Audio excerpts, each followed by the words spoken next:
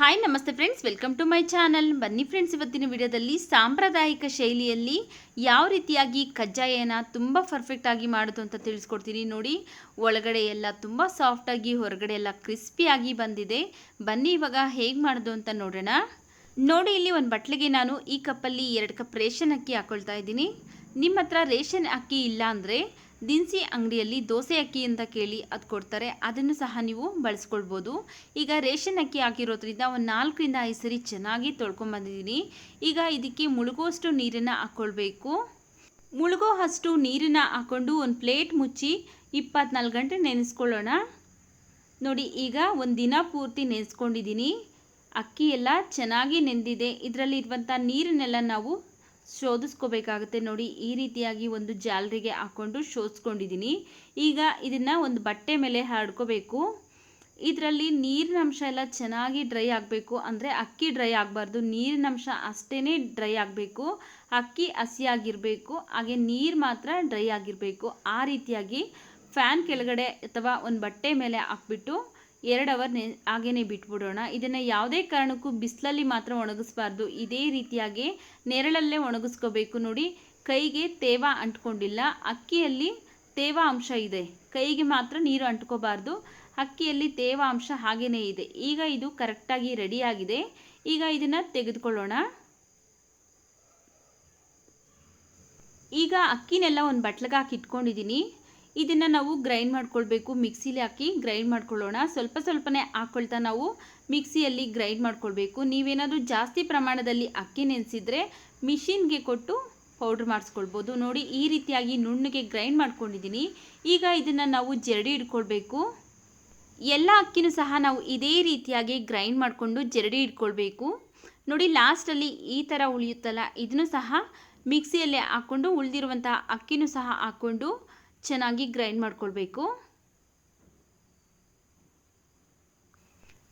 ನೋಡಿ, ಎಲ್ಲ ಅಕ್ಕಿನೂ ಸಹ ನಾನು ಇದೇ ರೀತಿಯಾಗಿ ಗ್ರೈಂಡ್ ಮಾಡಿಕೊಂಡು ಜರಡಿ ಹಿಡಿದು ಇಟ್ಕೊಂಡಿದ್ದೀನಿ. ಈ ಹಿಟ್ಟನ್ನು ನಾನು ಇವಾಗ ಬಟ್ಲಿಗೆ ಹಾಕ್ಕೊಳ್ತಾ ಇದ್ದೀನಿ. ಯಾಕಂದರೆ ಇದು ಡ್ರೈ ಆಗೋದಕ್ಕೆ ಬಿಡಬಾರ್ದು, ಅಂದರೆ ಒಣಗೋದಕ್ಕೆ ಬಿಡಬಾರ್ದು.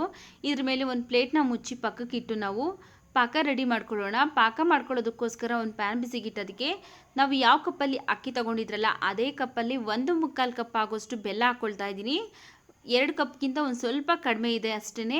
ಈಗ ಒಂದು 1/4 ಕಪ್ ಆಗೋಷ್ಟು ನೀರನ್ನು ಹಾಕ್ಕೊಂಡು ಬೆಲ್ಲನೆಲ್ಲ ಈಗ ಕರಗಿಸ್ಬಿಟ್ಟು ಶೋಧಿಸ್ಕೊಳ್ಬೇಕಾಗುತ್ತೆ. ನೀವೇನಾದರೂ 1 kgಗೆ ಮಾಡ್ಕೊಳ್ಳೋರಿದ್ರೆ 1 kg ಅಕ್ಕಿಗೆ 1 kgಗಿತ್ತು ಒಂದು ಸ್ವಲ್ಪ ಕಡಿಮೆ ಬೆಲ್ಲ ತಗೊಳ್ಳಿ. ಯಾಕಂದರೆ ಜಾಸ್ತಿ ಆಗಿಬಿಡುತ್ತೆ ಸಿಹಿ ಪ್ರಮಾಣ, ಅದಕ್ಕೋಸ್ಕರ ಒಂದು ಸ್ವಲ್ಪ ಕಡಿಮೆ ಹಾಕ್ಕೊಳ್ಬೇಕು. ನೋಡಿ, ಈಗ ಬೆಲ್ಲ ಎಲ್ಲ ಚೆನ್ನಾಗಿ ಕರಗಿಸ್ಕೊಂಡಾದ್ಮೇಲೆ ಶೋಧಿಸ್ಬಿಟ್ಟು ಒಂದು ಪಾತ್ರೆಗೆ ಹಾಕ್ಕೊಂಡಿದ್ದೀನಿ. ನೋಡಿ, ಸ್ಟೌವಿನ ಮೀಡಿಯಂ ಫ್ಲೇಮಲ್ಲಿ ಇಟ್ಕೊಂಡು ಒಂದು 2 ರಿಂದ 3 ನಿಮಿಷ ಇದೇ ರೀತಿ ಕೈ ಬಿಡದೇ ಇರೋ ಥರ ಚೆನ್ನಾಗಿ ತಿರುಗಿಸ್ತಾ ಇರಬೇಕು. ಒಂದು 2 ರಿಂದ 3 ನಿಮಿಷ ಚೆನ್ನಾಗಿ ತಿರುಗಿಸ್ತಾ ಇದ್ದರೆ ಇದು ಪಾಕ ಬಂದುಬಿಡುತ್ತೆ. ನೋಡಿ, ಚೆನ್ನಾಗಿ ಕುದೀತಾ ಇದೆ. ಒಂದು 2 ರಿಂದ 3 ನಿಮಿಷ ಆಗಿದೆ. ಈಗ ಪಾಕ ಬಂದಿದೆ ಅಂತ ಚೆಕ್ ಮಾಡೋದಕ್ಕೋಸ್ಕರ ಒಂದು ಪ್ಲೇಟಲ್ಲಿ ನೀರನ್ನ ತಗೊಂಡು ಈ ರೀತಿಯಾಗಿ ಒಂದು ಸ್ವಲ್ಪ ಬೆಲ್ಲದ ಪಾಕನ ಹಾಕ್ಕೊಂಡ್ರೆ ನೋಡಿ, ಈ ರೀತಿಯಾಗಿ ಜಲ್ಲಿ ಬಾಲ್ ಬರುತ್ತಲ್ಲ, ಅದಕ್ಕೆ ಬಂದಿದೆ ಅಂದರೆ ಕರೆಕ್ಟಾಗಿ ಆಗಿದೆ ಅಂತ. ಈಗ ಸ್ಟೌವಿನ ಲೋ ಫ್ಲೇಮಲ್ಲಿ ಇಟ್ಕೊಂಡು 2 ಸ್ಪೂನ್ ಗಸಗಸೆ, ಒಂದು 3 ಸ್ಪೂನ್ ಆಗೋಷ್ಟು ಒಣಕೊಬ್ಬರಿ ತುರಿ, ಒಂದು 3 ಸ್ಪೂನ್ ಬಿಳಿ ಎಳ್ಳು, ಅರ್ಧ ಸ್ಪೂನ್ ಏಲಕ್ಕಿ ಪೌಡ್ರ್ ಹಾಕ್ಕೊಂಡು ಚೆನ್ನಾಗಿ ಮಿಕ್ಸ್ ಮಾಡ್ಕೊಳ್ತಾ ಇದ್ದೀನಿ. ಸ್ಟೌವಿನ ಯಾವುದೇ ಕಾರಣಕ್ಕೂ ಹೈ ಫ್ಲೇಮಲ್ಲಿ ಮೀಡಿಯಂ ಫ್ಲೇಮಲ್ಲಿ ಇಟ್ಕೋಬೇಡಿ. ಇದಿಷ್ಟು ಆಗಬೇಕಾದ್ರೆ ನಾವು ಲೋ ಫ್ಲೇಮಲ್ಲೇ ಇಟ್ಕೊಂಡು ಚೆನ್ನಾಗಿ ಮಿಕ್ಸ್ ಮಾಡಿಕೊಂಡು ನಂತರ ಗ್ರೈಂಡ್ ಮಾಡಿ ಇಟ್ಕೊಂಡಿರುವಂತಹ ಅಕ್ಕಿ ಹಿಟ್ಟನ್ನು ಒಂದು ಸ್ವಲ್ಪನೇ ಹಾಕ್ಕೊಳ್ತಾ ಚೆನ್ನಾಗಿ ಮಿಕ್ಸ್ ಮಾಡ್ಕೊಳ್ಬೇಕು. ಒಂದು ಕೈಯಿಂದ ಹಾಕ್ಕೊಂಡು ಒಂದು ಕೈಯಿಂದ ಚೆನ್ನಾಗಿ ಮಿಕ್ಸ್ ಮಾಡ್ಕೊಳ್ತಾ ಹೋಗಬೇಕು. ಯಾರಾದರೂ ಎಲ್ಪಿಗಿದ್ರೆ ಒಬ್ಬರು ಹಾಕ್ಕೊಂಡು ಇನ್ನೊಬ್ಬರು ಚೆನ್ನಾಗಿ ಮಿಕ್ಸ್ ಮಾಡ್ಕೊಳ್ತಾ ಹೋದರೆ ಚೆನ್ನಾಗಿ ಹಿಟ್ಟೆಲ್ಲ ಮಿಕ್ಸ್ ಆಗುತ್ತೆ, ಗಂಟೆನೂ ಆಗೋದಿಲ್ಲ. ಒಂದ್ಸರಿ ಹಾಕ್ಕೊಂಡು ಒಂದ್ಸರಿ ಈ ರೀತಿಯಾಗಿ ಚೆನ್ನಾಗಿ ಮಿಕ್ಸ್ ಮಾಡ್ಕೊಳ್ತಾ ಹೋಗ್ರಿ. ಎಲ್ಲ ಹಿಟ್ಟನ್ನು ಸಹ ನಾನು ಇದೇ ರೀತಿಯಾಗಿ ಹಾಕ್ಕೊಂಡು ಚೆನ್ನಾಗಿ ಮಿಕ್ಸ್ ಮಾಡ್ಕೊಳ್ತಾ ಇದ್ದೀನಿ. ನಾನು ತಗೊಂಡಿರುವಂತಹ ಅಕ್ಕಿ ಮೆಜರ್ಮೆಂಟ್ಗೆ ಬೆಲ್ಲ ಕರೆಕ್ಟಾಗಿ ಸರಿ ಹೊಂದಿದೆ, ನೀವೇ ನೋಡ್ಬೋದು. ಎಲ್ಲ ಅಕ್ಕಿ ಹಿಟ್ಟನ್ನು ಸಹ ಹಾಕ್ಕೊಂಡು ಚೆನ್ನಾಗಿ ಮಿಕ್ಸ್ ಮಾಡ್ಕೊಳ್ತಾ ಇದ್ದೀನಿ.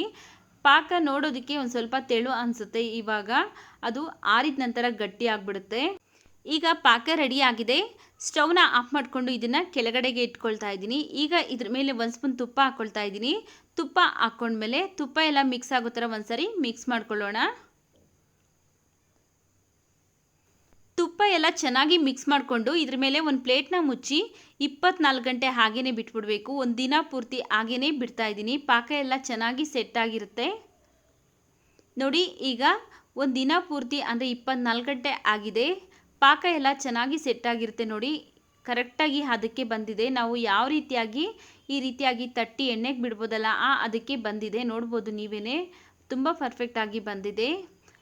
ಈಗ ನಮಗೆ ಬೇಕಾಗುವಷ್ಟು ಪಾಕನ ತೆಗೆದುಕೊಂಡು ಕಜ್ಜಾಯನ ತಟ್ಕೋಬೇಕಾಗತ್ತೆ. ಸ್ವಲ್ಪ ಪಾಕನ ತಗೊಂಡು ಈ ರೀತಿಯಾಗಿ ಬಾಲ್ ಶೇಪಲ್ಲಿ ಉಂಡೆ ಮಾಡಿಕೊಂಡು ನೋಡಿ, ಇಲ್ಲಿ ರೌಂಡ್ ಆಗಿರುವಂತಹ ಒಂದು ಬಾಕ್ಸ್ ತಗೊಂಡಿದ್ದೀನಿ. ಅದ್ರ ಮೇಲೆ ಒಂದು ಪ್ಲಾಸ್ಟಿಕ್ ಹಾಳೆ ಇಟ್ಟು ಎಣ್ಣೆನ ಉಜ್ಕೊಳ್ತಾ ಇದ್ದೀನಿ. ಎಣ್ಣೆ ಉಜ್ಕೊಂಡ ನಂತರ ಪಾಕ ಇಟ್ಟು ನಾವು ತಟ್ಕೊಳ್ಬೇಕು. ನೋಡಿ, ಬಾಕ್ಸ್ ಯಾವ ಶೇಪಲ್ಲಿ ಎಷ್ಟಗಲ ಇರುತ್ತಲ್ಲ ಅಷ್ಟಗಲ ಕಜ್ಜಾಯನ ನಾವು ಈ ರೀತಿಯಾಗಿ ತಟ್ಕೊಳ್ಬೋದು. ಎಲ್ಲ ಕಜ್ಜಾಯನೂ ಸಹ ಒಂದೇ ಶೇಪ್ ಬರುತ್ತೆ ಈ ರೀತಿಯಾಗಿ ತಟ್ಕೊಳ್ಳೋದ್ರಿಂದ. ಈ ರೀತಿಯಾಗಿ ಎಲ್ಲ ಕಜ್ಜಾಯನೂ ಸಹ ಒಂದೊಂದಾಗಿ ತಟ್ಕೊಂಡು ನಾವು ಎಣ್ಣೆಲೇ ಫ್ರೈ ಮಾಡ್ಕೊಳ್ಬೇಕು. ಇನ್ನೂ ಒಂದು ಕಜ್ಜಾಯನ ತೋರಿಸ್ತಾ ಇದ್ದೀನಿ ನೋಡಿ, ಯಾವ ರೀತಿಯಾಗಿ ತಟ್ಕೊಳ್ಳೋದು ಅಂತ. ಒಂದು ಸ್ವಲ್ಪ ಪಾಕ ತಗೊಂಡು ಇದೇ ರೀತಿಯಾಗಿ ತಟ್ಬಿಟ್ಟು ನಾವು ಎಣ್ಣೆಲಿ ಫ್ರೈ ಮಾಡ್ಕೊಳ್ಳೋಣ. ನೋಡಿ, ಈಗ ಎಣ್ಣೆನ ಚೆನ್ನಾಗಿ ಬಿಸಿ ಮಾಡಿಕೊಂಡು ನಂತರ ಮೀಡಿಯಂ ಫ್ಲೇಮಲ್ಲಿ ಇಟ್ಕೊಂಡು ಕಜ್ಜಾಯನ ನಾವು ಕರೆದುಕೊಳ್ಬೇಕಾಗುತ್ತೆ.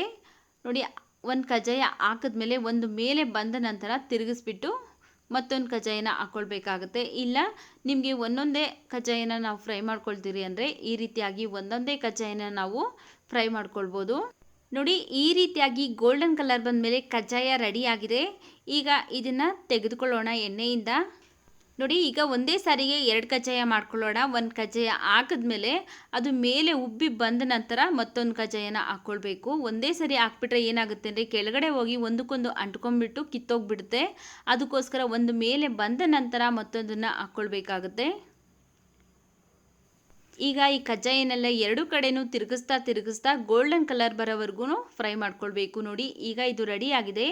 ಎಣ್ಣೆನೆಲ್ಲ ಒತ್ತಿ ತೆಗೆದುಕೊಳ್ತಾ ಇದ್ದೀನಿ. ನೋಡಿ, ಇನ್ನೂ ಒಂದು ಸರಿ ತೋರಿಸ್ತಾ ಇದ್ದೀನಿ. ನೋಡಿ, ಮೇಲೆ ತೇಲಿ ಬಂದ ನಂತರ ಮತ್ತೊಂದು ಕಜ್ಜಾಯನ ಹಾಕ್ಕೊಳ್ಬೇಕು. ಹಾಕ್ಕೊಂಡು ಟರ್ನ್ ಮಾಡ್ತಾ 2 ಕಡೆನೂ ಚೆನ್ನಾಗಿ ಬೇಯಿಸ್ಕೊಳ್ಬೇಕಾಗುತ್ತೆ. ನೋಡಿ, ಇವೆರಡು ಬೇಯ್ತಾ ಇದ್ದಾಗೆ ಪಕ್ಕದಲ್ಲೇ ಮತ್ತೊಂದು ಹಾಕ್ಕೊಳ್ಬೋದು ಈ ರೀತಿಯಾಗಿ. ಈಗ 3, 4 ನಾವು ಎಷ್ಟು ಬೇಕಾದರೂ ಹಾಕ್ಕೊಳ್ಬೋದು. ಆದರೆ ಒಂದು ಮೇಲೆ ಬಂದ ನಂತರ ಮತ್ತೊಂದು ಹಾಕ್ಕೊಳ್ತಾ ನಾವು ಬೇಯಿಸ್ಕೊಳ್ಬೇಕಾಗುತ್ತೆ. ಒಂದು ಆಗಿರೋದನ್ನ ತೆಗೆದುಕೊಂಡು ಮತ್ತೊಂದು ಹಾಕ್ಕೊಳ್ತಾ ಬೇಯಿಸ್ಕೊಳ್ಬೇಕು. ಆಗ ಬೇಗ ಆಗುತ್ತೆ ಕೆಲಸ. ನೋಡಿ, ಎಲ್ಲ ಕಜ್ಜಾಯನೂ ತುಂಬ ಪರ್ಫೆಕ್ಟಾಗಿ ಬಂದಿದೆ. ಎಲ್ಲ ಕಜ್ಜಾಯನೂ ಸಹ ನಾನು ಇದೇ ರೀತಿಯಾಗಿ ಫ್ರೈ ಮಾಡಿ ಇಟ್ಕೊಳ್ತೀನಿ.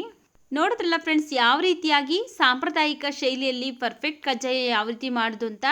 ಈ ವಿಡಿಯೋ ಇಷ್ಟ ಆಗಿದ್ರೆ ವಿಡಿಯೋಗೆ ಲೈಕ್ ಮಾಡಿ, ಈ ವಿಡಿಯೋನ ನಿಮ್ಮ ಫ್ಯಾಮಿಲಿ ಫ್ರೆಂಡ್ಸ್ಗೆ ಶೇರ್ ಮಾಡಿ. ಇನ್ನೂ ನಮ್ಮ ಚಾನಲ್ಗೆ ಸಬ್ಸ್ಕ್ರೈಬ್ ಮಾಡ್ಕೊಳ್ದೆ ನೋಡ್ತಾ ಇದ್ದರೆ ಪ್ಲೀಸ್ ಸಬ್ಸ್ಕ್ರೈಬ್ ಮಾಡಿಕೊಂಡು ನಮ್ಮ ಚಾನಲ್ಗೆ ಸಪೋರ್ಟ್ ಮಾಡಿ.